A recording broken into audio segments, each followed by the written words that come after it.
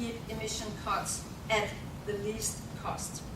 As part of the climate and energy legislation, this system is undergoing a major overhaul that will make it stronger and more effective from the start of our third trading period in 2013. And the reformed ETS will deliver about 2/3 of the emission cuts needed to reach our 2020 target. With the ETS, we have actually borrowed an American intervention, and then we ran away with it. There is no doubt in our mind that the starting point for a cost-efficient climate policy has to be putting a price on carbon.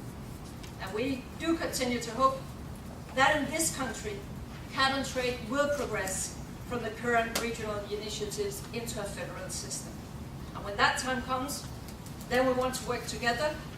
Provided there are no problems of comparability, we would want to link the EU ETS with the US system to create a transatlantic carbon market. Our ambition is to build a much larger and stronger international market than exists today. First, by linking up the carbon trade systems of developed countries, and then by bringing it to the emerging economies in the medium term, so that we will get the global market, the global price on carbon. We see the creation of new sectoral carbon market mechanisms for the major emerging economies as an important stepping stone towards their eventual introduction of broad carbon trade systems. And that is why we want a decision to establish these mechanisms as part of a Cancun package.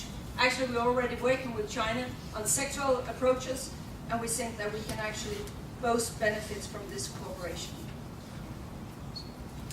Before I end, I want to comment on a thing that I know you will hear a lot about in the weeks to come.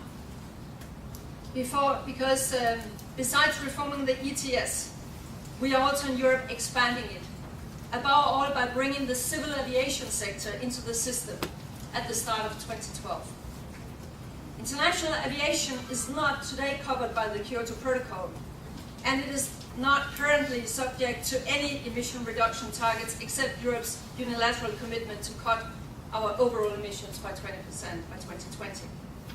This has to change. Emissions from aviation are growing faster than from any other sector, and all forecasts indicate they will continue to do so under business as usual conditions. By 2020, even with significant efficiency improvements of 2% a year, international aviation emissions are projected to be around 75% above their 25 levels, and by 2050, a staggering 300 to 600% higher.